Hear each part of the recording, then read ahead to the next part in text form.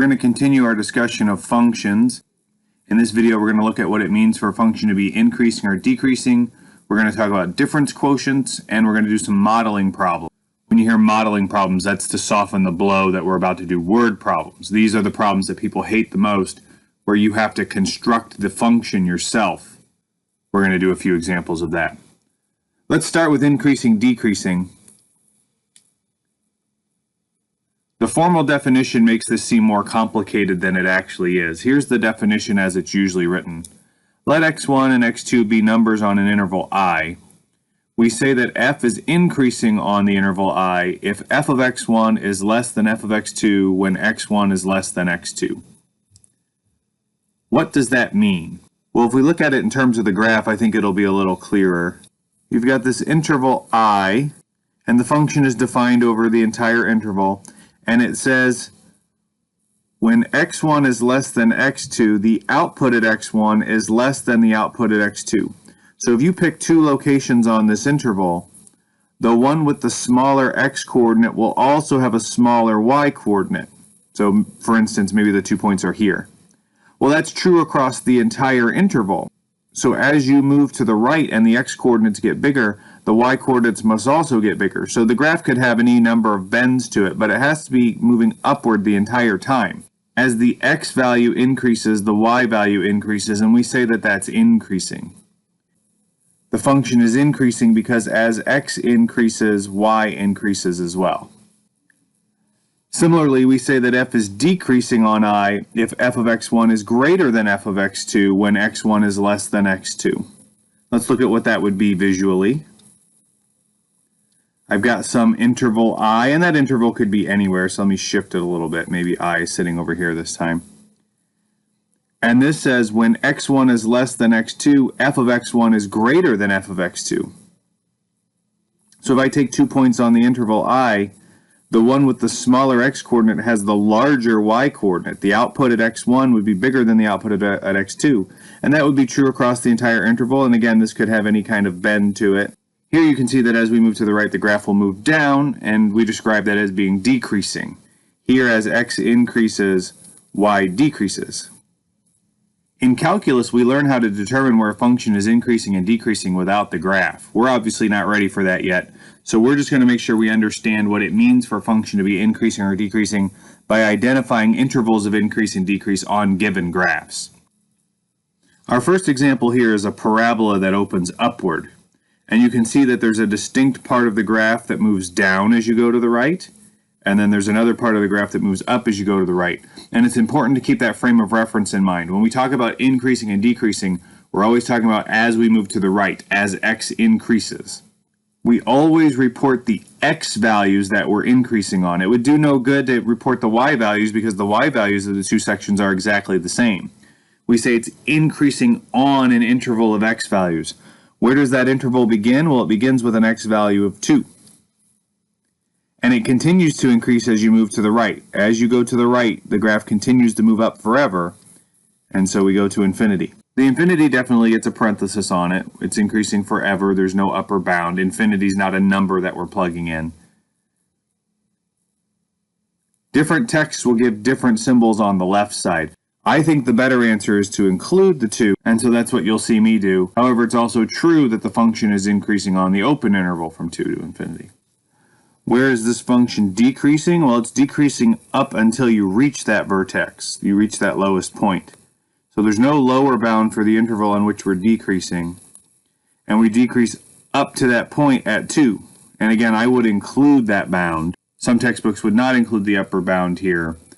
It's true that the function is also decreasing on the open interval, but I think this is the better answer. I've got a second example here on the right. It's supposed to be a semicircle. You can tell from the formula that I used here. This is a semicircle of radius 3. See if you can determine the intervals on which the function is increasing and decreasing. This time you can see the graph starts by rising. Now, there is a bound on this function because there's a domain restriction. We're not going to start with negative infinity. The function starts at -3, and again, I would include that point. The function increases until you reach this very highest point, and that's where we need to stop our interval. Remember that we're reporting x values, so we stop at 0. It doesn't matter what that y coordinate is. The function then begins to decrease, and it decreases on the interval from 0 until this terminal point on the right side, which has an x-coordinate of 3. Let's change gears a little bit and talk about another calculus-related topic, and that's what we call a difference quotient. A difference quotient is an expression of the form f of a plus h minus f of a all over h. This difference quotient has a geometrical interpretation. Suppose I've got some function f that curves like this, and I'm going to consider 2 points on that curve. I'm going to call the x-coordinate of the point further to the left a, and the point on the right, we're going to say its x-coordinate is a plus h. So we're saying that the distance between these two is h. The y-coordinate at the point at a is just the output of the function at a, so that would be f of a. And the y-coordinate at the point whose x-coordinate is a plus h would be f of a plus h. So this vertical distance is the difference in those two things. That would be f of a plus h minus f of a. Suppose I wanted to find the slope of the line that goes through those 2 points, what we call the secant line through those points. The vertical change is f of a plus h minus f of a. That's the numerator of our difference quotient. And the horizontal change is the difference between a plus h and a, which we said was h. That's the denominator of the difference quotient. So the difference quotient is just the slope of the secant line through 2 points on the curve. If we choose a really small h so that these points are close together, then the slope of the secant line will be a good approximation for the slope of the line tangent to the curve, and we use that to measure the rate of change of a function. This is something else that you future calculus students will investigate further. For now, we're just going to do the algebra part of the problem, which is to simplify the difference quotient for various functions. Here's a simple example. We're going to find the difference quotient f of a plus h minus f of a all over h, where f of x is the function negative 3x plus 7. Now going back to our geometrical interpretation, the difference quotient gives us the slope of the line going through 2 points on the graph of the function. Well, the graph of this function would be a line, and we know what its slope is. Its slope is negative 3. So we're pretty sure the difference quotient in this example should simplify to just negative 3. It doesn't matter what 2 points you pick on this function. The ratio of the change in y to the change in x is always the same. That's what makes this a line. Let's follow through though. The formula for the difference quotient is f of a plus h minus f of a all over h. The only difficult part about this is evaluating f of a plus h. Everything else is pretty straightforward. F of a plus h says replace the input variable in the function f with a plus h. So f is this function which takes negative 3 times its input and then adds 7.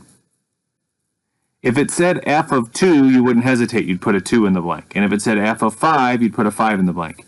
We have f of a plus h, and so we put a plus h in the blank. This expression is f of a plus h. The next part of the difference quotient formula says now subtract f of a. So I'm supposed to subtract what I get when I plug a into this function. Again, this function takes the input, multiplies it by negative 3, and then adds 7. And our input this time is a. As you might know, those parentheses weren't necessary here because our input is just a singleton variable. It's just negative 3a. But I have a small mistake here. Do you see it? Yeah, that doesn't subtract the entire expression. I'm only subtracting the first term. To show that I'm subtracting the entire expression, I need to put grouping symbols around this. So now we've subtracted f of a, and we put that all over h. Now we just need to simplify. And again, in this example, we already know what the answer is going to be. The slope between any 2 points on the graph of this function will always be negative 3 because this function is a line. Let's do the algebra and verify that. If I distribute the negative 3 through the a plus h, I get negative 3a minus 3h plus 7. And if I distribute the negative through the back two terms, I get plus 3a minus 7. That's all divided by h. Negative 3a plus 3a is 0. 7 minus 7 is 0. And I'm left with negative 3h divided by h. Those h's cancel because h divided by h is 1 as long as h isn't 0. And we get negative 3 just like we predicted. These linear functions are the only one where it's really easy to predict what the difference quotient is going to be. because you know that the rate of change of these functions is constant. In any other function that changes directions or changes how much it bends, you're going to have to do a little more work to figure out what the difference quotient simplifies to. So I want to do a couple of examples like that. Here's a function whose graph would be a parabola. It's going to open upward. And you can see that the slope of the secant line totally depends where you're at. If you're on the left side of the graph, then the slope of the secant line is going to be negative. If you're on the right side of the graph, then the slope of the secant line is going to be positive. So the simplified version of this difference quotient will not just be a number, it's going to depend on which x-coordinate you're at, where you're starting from. And you'll see that when we get our final answer. The formula for the difference quotient is f of a plus h minus f of a all divided by h. It's just the slope formula in disguise. F of a plus h tells us to evaluate the function f at the input a plus h. What does f do? It takes 2 times the square of its input, it subtracts 5 times its input, and then it adds 1. And what are we plugging in here? We're plugging in a plus h. That expression is f of a plus h. Then I subtract f of a, and to show that I'm subtracting the entire thing, I slap parentheses around f of a. Without those parentheses, you'd only be subtracting the first term, and you'd notice that things go wrong because you won't be able to cancel the h in the denominator. It's not immediately clear, but the goal of this game is to get this h to cancel algebraically. This is all divided by h. Now we simplify. This is the easy part. It's arduous, but it's just algebra. A plus h squared is a squared plus 2ah plus h squared. You can get that from the FOIL process if you don't have that formula memorized. Let me write all of this out. Now I'm going to distribute everywhere I can. So this is 2a squared plus 4ah plus 2h squared when I distribute the 2 through the first set of parentheses, minus 5a minus 5h in the second set of parentheses, plus 1. Then I distribute the negative through the back and I get minus 2a squared plus 5a minus 1. That's all divided by h. Let me copy that onto another slide and we'll keep going from there. Okay, so now I'm looking for cancellations. 2a squared minus 2a squared is 0. Minus 5a plus 5a is 0. 1 minus 1 is 0. So let me copy down what we have left. We have 4ah plus 2h squared minus 5h, don't lose this term right here, all divided by h. If you know how to simplify that without showing a factoring step, that's okay. I'm going to show the factoring. I can factor out an h, and I'm left with 4a plus 2h minus 5. That's all divided by h. Those h's cancel, and I'm left with 4a plus 2h minus 5. And you can see that this answer did not simplify just down to a single number. It depends what x-coordinate you started at, which is the a, and it also depends how much of a gap you've put between the 2 points. The reason why this one doesn't simplify to a singleton number is because the graph of our function wouldn't be a line. It bends, it changes shape. And so the slope of the secant line depends on where you start at and how much you increase the variable by. Let me do one more where the algebra is a little trickier. This is not a polynomial example. We're going to simplify the difference quotient f of a plus h minus f of a all over h, where f of x is the reciprocal function 1 over x. So I'm going to start by rewriting the difference quotient formula. F is this function which takes the reciprocal of its input. F of a plus h would be 1 over a plus h, the reciprocal of the input. F of a would be 1 over a. Notice that I only have a single term here, so I don't need the parentheses like I had before. And that's all divided by h. This is sometimes called a complex rational expression or a complex fraction. We want to simplify it so that we can get this h to cancel. Again, it's not immediately clear in our class why we want the h to cancel. And please don't cancel it with this h. When I say cancel it, I don't mean cross it out arbitrarily. Canceling these two h's is just as logical as canceling this h with the h in the word where. Like you can't just cross two things out because they match. You have to get a common factor to get things to cancel. So I'm going to do some algebra here. One good idea is to get a common denominator in the numerator and subtract, but that's not actually what I would do. I would multiply every term of the numerator and denominator by the least common denominator of the little fractions here. So I'm going to multiply by a and a plus h. I do that in the first term of the numerator, I do that in the second term of the numerator, and to balance everything out, I do that in the denominator as well. Why would I do that? That's going to cancel out the fraction within a fraction, look. In the first terms, the a plus h's cancel, and I'm just left with a. In the second term, the a's cancel, and I'm left with just a plus h, but remember that there was a minus sign there that's waiting to be distributed. You got to leave parentheses around this for now until we distribute. In the denominator, it would be standard to put the h after the a, but I'm going to write it a plus h, because we're expecting that h to cancel. We can distribute that negative through the numerator, and we get a minus h over a plus h. A minus a is 0, and we're left with the negation of h in the numerator over a plus h. These h's cancel, but that leaves behind a factor of negative 1 in the numerator, and we get negative 1 over a times a plus h. Again, you can see that the slope of the secant line is dependent on the x-coordinate that you start at, which is the a, and the amount of increment in the x-coordinate, which is what the h is. Both of those have a say in the slope of the secant line. In our class, our job is really just to learn how to juggle this algebra. You might go on to a future class where you apply the difference quotient to a geometrical interpretation or something like that. I don't need you to focus on that. I need you to focus on doing the algebra. Make sure that you understand the steps. Make sure you know how to plug a plus h into the function. Remember that when necessary, you need to put parentheses around f of a.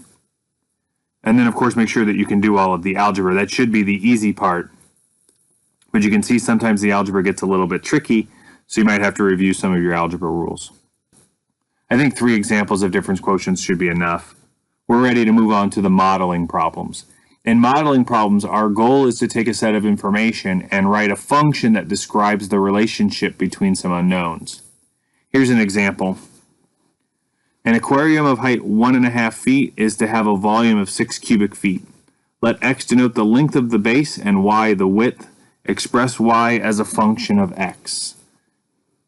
So we want to write an equation which says y equals, and then on the right we need some expression in terms of x. How are we going to do that here? Well, this is a geometry style problem, and when I can, I like to draw a picture that represents the scenario. So I've got this aquarium with a height of 1.5 feet. The volume is 6 cubic feet. I'm not really going to put that into the picture. Let me just note that off to the side. The volume is 6. We're going to let x denote the length of the base and y the width. So I would call this x and this y. You could argue that those could be flipped. It doesn't really matter. And it wants us to express y as a function of x. So in order to be able to do this, first I need to write an equation that relates these things together, and that's where the volume comes in.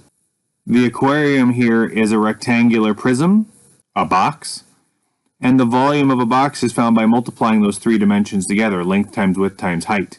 So instead of writing v equals 6, I can say that 1.5 times x times y equals 6. And now I have the variables related to one another.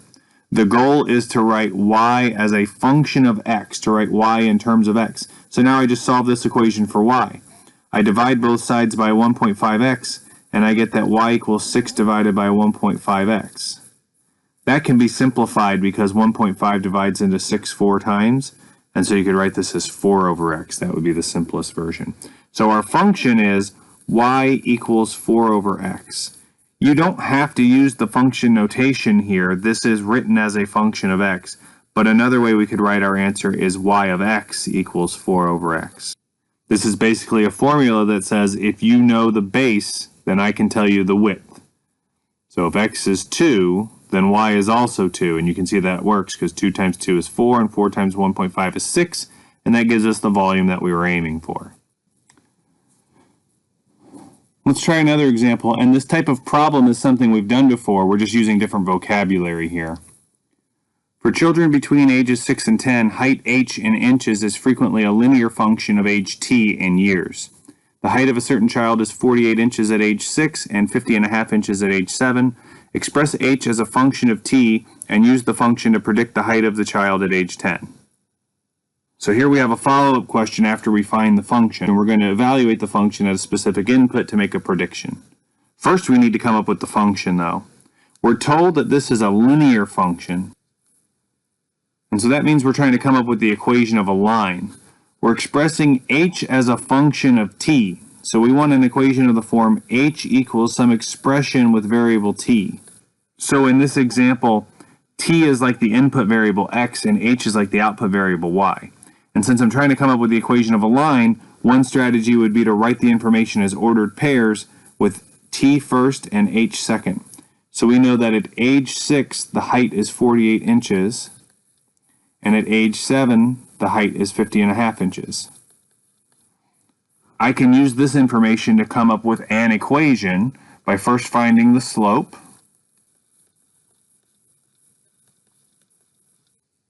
Now, unfortunately, we weren't given the point whose first coordinate is 0, but we can still use point-slope form. Just remember to use h and t instead of y and x. So h minus the h-coordinate of either point, I'm going to use the first point because both of the coordinates are whole numbers.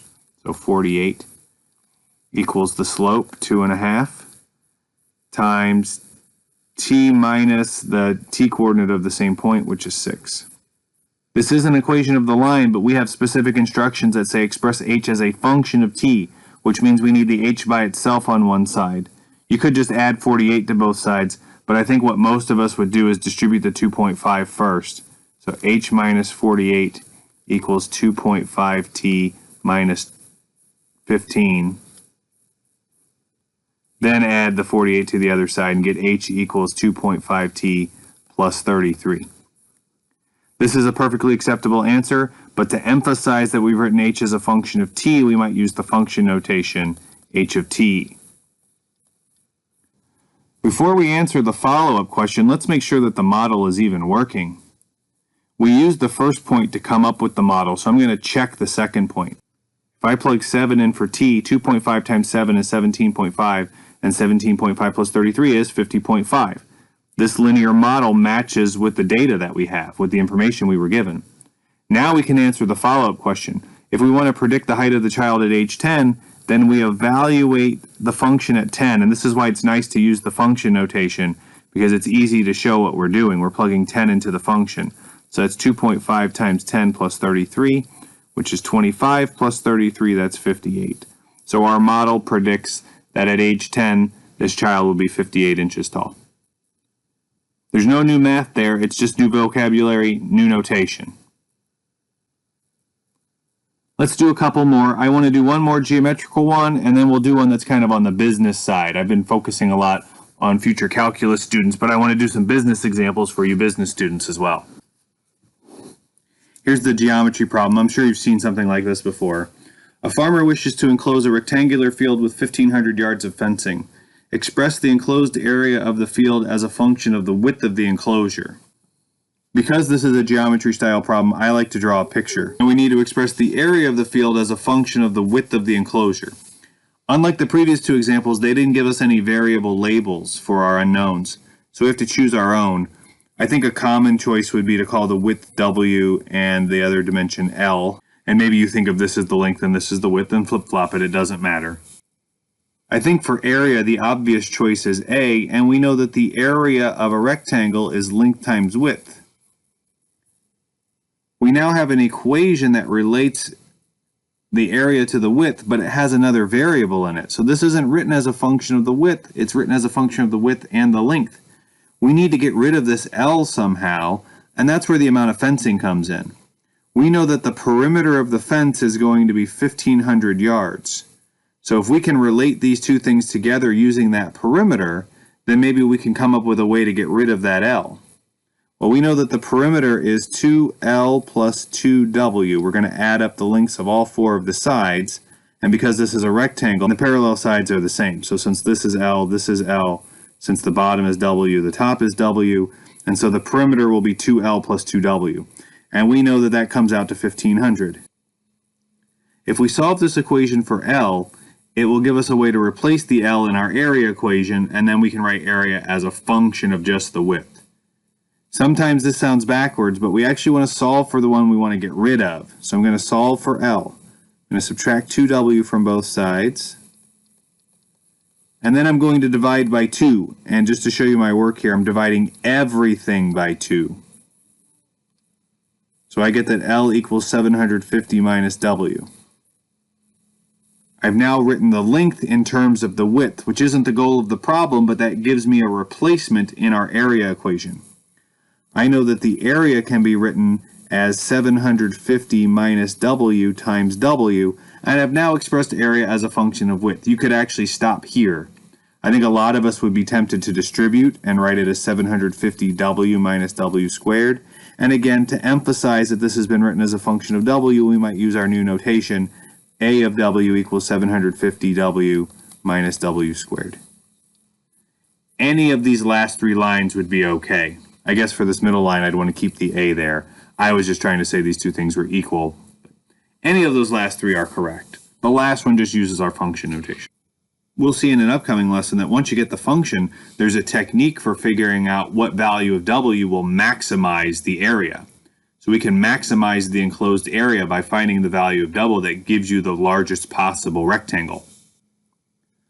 One more, an online shop sells handmade scarves for $20 each. At that price, they sell 50 scarves a month. The owner is considering a price increase and assumes that for each dollar increase in price, they will sell 3 fewer scarves per month.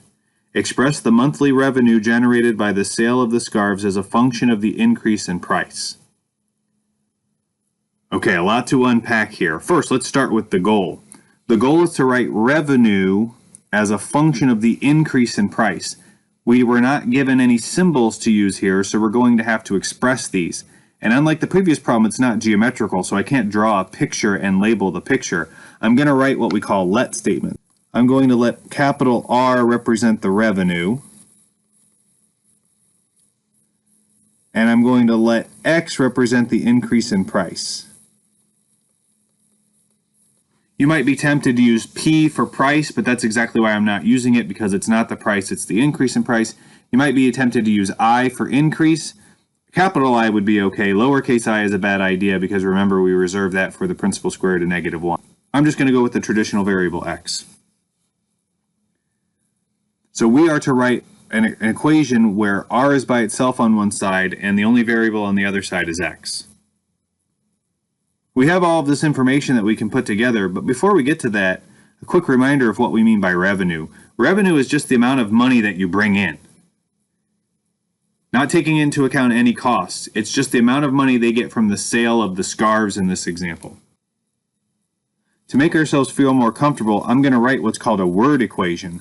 I'm going to describe how one would find the revenue, and then I'm going to replace each of these things with symbols. So in words, the revenue is just the number of scarves you sell times the price at which you sell them. Like currently, they're selling 50 scarves a month at $20 a piece, so the revenue is $1,000, 50 times 20. That's what's happening currently, but we want to know what will the revenue be if they change the price. Well, they're increasing the price by X dollars, and so we need to write a formula, a function, that will tell us the new revenue given that increase in price. So I'm going to express revenue as R, and now I need to come up with the new number of scarves sold. We know that for each dollar increase in price, they'll sell 3 fewer scarves. So they're starting at 50 scarves a month, and they're going to lose 3 sales for each dollar increase. So if they increase the price by $1, we need to subtract 3. And if they increase the price by $2, we need to subtract 3 times 2. And if they increase the price by $5, we need to subtract 3 times 5, and so on. If they increase the price by X dollars, we need to subtract 3 times X. 50 minus 3X will give us the new number of scarves sold when we increase the price by X dollars. Notice how I walked through that. I picked some specific examples, X equals 1, X equals 2, X equals 5, and then I just generalized it for any X. I want you to try to do the same thing for the new price. The price was originally $20, but they're increasing the price by X dollars. So we need an expression for the new price. See if you can fill in those parentheses with the new price. The original price was $20 and they're going to increase it by X dollars. So if they increase the price by $1, the new price is 20 plus 1, $21. And if they increase the price by $7, the new price is 20 plus 7, $27.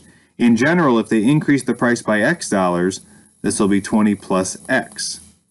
This is our function. I would probably write this with the R of X notation and stop here. You could also multiply this out. Let me multiply it out for you in case you're interested. And there's the expanded version of the revenue function. Notice that if you plug 0 in for X, you get 1,000 for your revenue, which is exactly what would happen if they don't increase the price. Currently, their revenue is $1,000. That doesn't guarantee that our function's right, but if R of 0 didn't come out to 1,000, then we'd know that our function was wrong. Again, in a future section, we'll learn how to use this function to determine the change in price that will maximize their revenue. If this model is correct, then their current pricing scheme isn't maximizing their revenue. They could get more money by changing the price. We'll learn how to determine that in a future section. Okay, so we're kind of all over the map here. We did increasing and decreasing, looking at graphs. We did difference quotients, just practicing the algebra. We talked about the geometrical interpretation, but I want you to focus on the algebra. And then we did some modeling word problems in preparation for future problems that we're going to run into. Because of the hodgepodge nature of this lecture, I totally understand if you have questions. If you need anything from me, just shoot me an email. See me in an office hour.